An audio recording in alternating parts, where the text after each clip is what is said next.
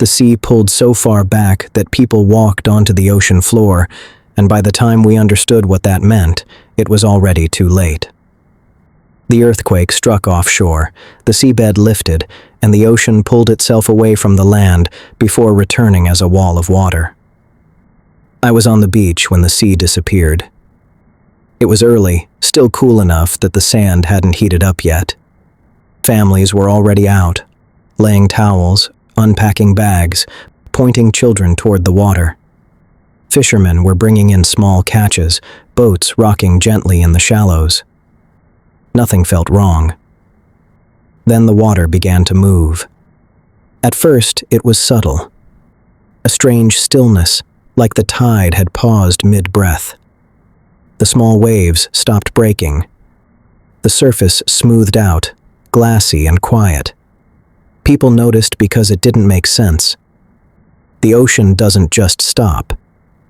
Then it began to pull back. The shoreline retreated, exposing wet sand that hadn't seen air in years. Rocks appeared, coral heads.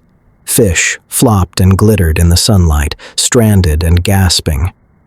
The water kept draining away, faster now, leaving boats tilted at sharp angles, their hulls scraping the sand. I turned just as the sound arrived. A deep roar, distant but growing, like thunder trapped inside a tunnel. It rolled toward us, low and constant, not breaking, not stopping.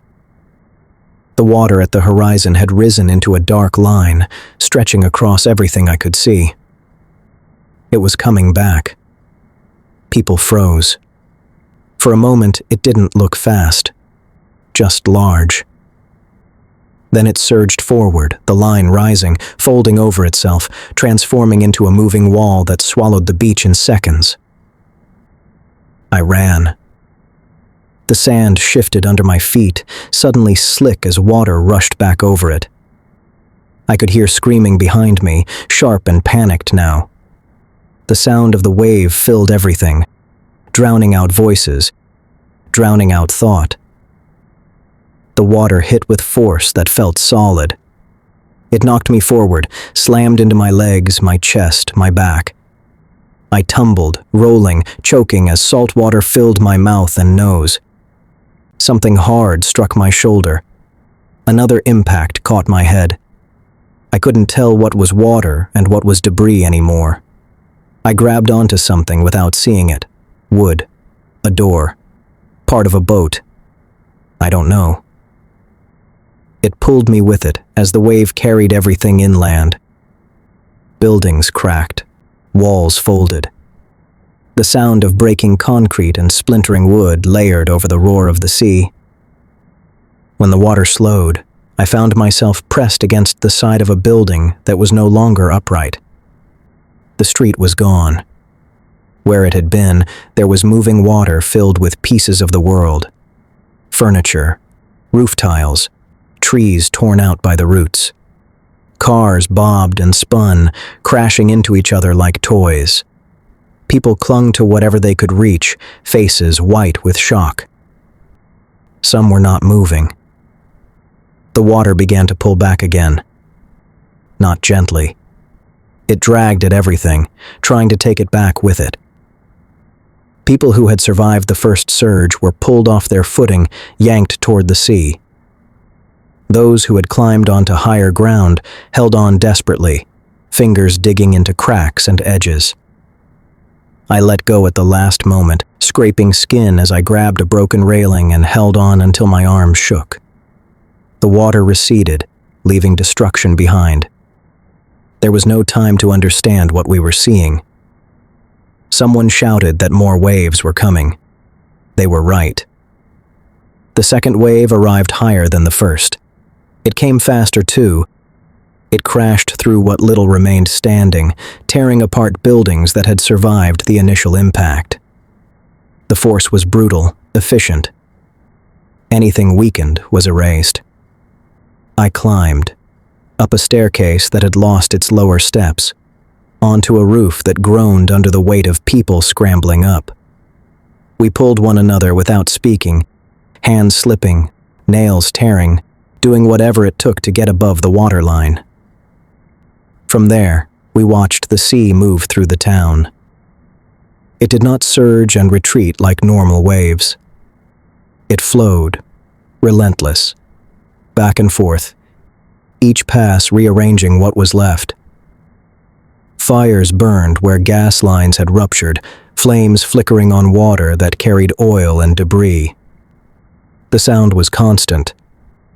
Not just the roar of water, but the crash of objects colliding. Metal on concrete, wood on stone. The dull impacts of bodies hitting walls and being swept away. When the water finally settled lower, the landscape was unrecognizable. Landmarks were gone, streets erased, buildings reduced to foundations. The smell was overpowering. Salt, mud, fuel, sewage. The air felt thick, hard to breathe. People began to move. Those who could climbed down carefully, stepping through wreckage, calling out names. Others stayed where they were, stunned, shaking, staring at nothing.